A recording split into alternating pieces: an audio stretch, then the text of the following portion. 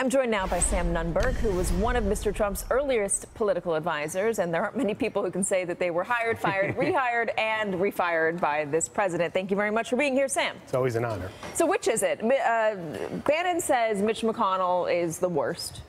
Donald Trump says Mitch McConnell is just wonderful.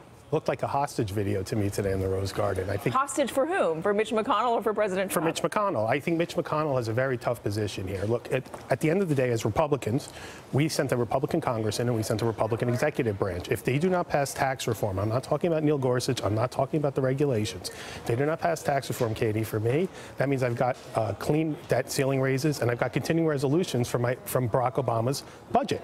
Mitch McConnell has not been effective in passing legislation. You can point to Neil Gorsuch, which is amazing, which helped save the bench, in my opinion. But it's not legislation. It is not legislation. So you are on Bannon's side with this, that Mitch McConnell stinks.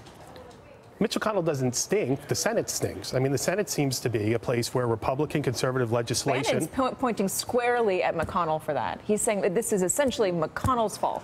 Well, it could be essentially McConnell's fault on some instances. So let me just get back. Look, the Senate as of today, the Republican Senate, the Republican conference there, it seems to me it's a Senate where conservative legislation from the House goes and rhinos go to die. It seems like it's a real adult daycare center there. They don't get anything done. They have three senators that are just simply out, Republican senators, and Suzanne Collins, Lisa Murkowski, and John McCain are simply out to just simply defeat the president, not vote with him. You think it's defeating the president? It's not because they don't agree with his policies or the policies that are put forward by the Republicans so far? I think in John McCain's instance, he never got over that initial incident which you covered early on in President Trump's... He never got over Donald Trump not calling him or refusing to call him a war hero?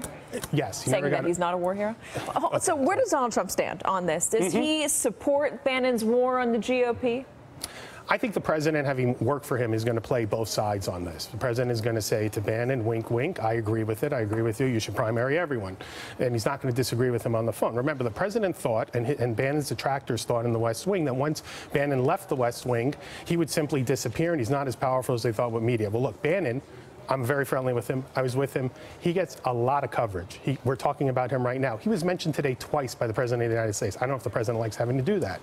And he has a very strong voice. So is he trying to have his cake and eat it too? He's trying to say, hey, Bannon, I'm on your side, and then Mitch McConnell, no, I really want to work with you. Correct. So do you think he needs McConnell more or Bannon more going forward? Going forward to re-election, he certainly would need Bannon more. Going forward to get anything done first in order to be in a strong position for re-election? I think it's actually kind of symbiotic between McConnell and Bannon. Bannon, hear me out. Okay, go ahead. I want to hear it. With Steve directing every failure at Mitch McConnell and saying to Mitch McConnell, you can't point the finger at John McCain, you can't point the finger at Suzanne Collins, you can't point the finger at Lisa Murkowski, saying we're going to defeat you, trying to recruit these candidates and ruin this regime that McConnell has over all the money. It can put pressure on McConnell to actually get actions done. You know, there's a big problem in the Senate as opposed to the House. I talk to a lot of senators. They talk about initiatives they have. Mitch will simply say to them, like, can't get it to the floor, don't have time. We have a 3-day work week. Is the president worried about 2018 and worried about this war on the GOP establishment and what that could mean for these incumbents who are going up for re-election, who could potentially, that could leave an opening for Democrats to move in?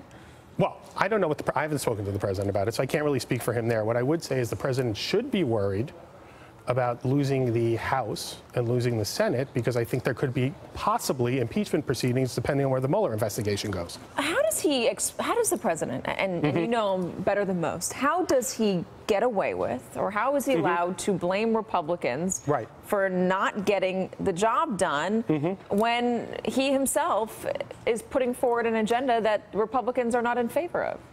Well, it depends issue by issue, case by case. The average Republican voter does not understand why you cannot repeal and replace Obamacare, does not want to hear excuses. They don't understand. It's anathema to them to understand, how can we not pass simple tax cuts? How can we not, pass a budget? But ultimately, this is a Republican Congress. It is a Republican president, and they're not getting anything done, period. So how can the president say, I'm not to blame for any of that?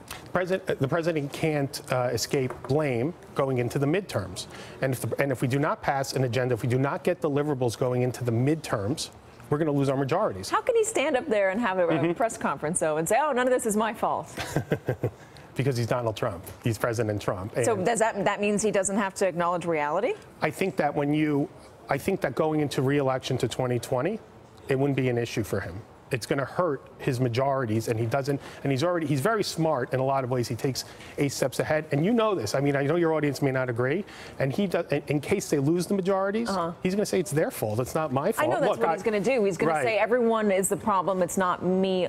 Me. That's the problem. Why do you think that's effective with Donald Trump's voters, and why do you think that's going to continue to be effective with his voters, even if we have a Congress for the next 3 years that doesn't get anything done? You actually reminded me to a point I wanted to say, so thank you for this. Do you know that Mitch McConnell and Paul Ryan may be almost as unpopular in the Republican base as Pelosi and Schumer? And they are easy targets for him to blame. So he doesn't actually have to get anything done? No, he does have to get something done because he has to get something done for the American people. And he does, and he's a president, and he should get something done, and he's a deal maker. I do think, though, from my point of view, healthcare, part of it was his problem in the beginning, was his fault. He didn't take it seriously. I think he's taking it much seriously now. I think defunding what he did with the executive order against Obamacare, he's trying to put pressure on the Congress. I think it's a tactic to a strategy, and we'll find out. I would also say, though, Katie, as you know, never underestimate him. I've been his supporter. I've been his adversary. I've been on the winning side and the losing side with him. Don't underestimate him. You'd be very surprised. Political gravity doesn't really hold when it comes to Donald Trump, or it hasn't, at least in the past. Let's see what happens in 2018 and 2020. Sam Nunberg. Thank you. Thank you very much for being here. Hey there, I'm Chris Hayes from MSNBC. Thanks for watching MSNBC on YouTube. If you want to keep up to date with the videos we're putting out, you can click subscribe just below me, or click over on this list to see lots of other great videos.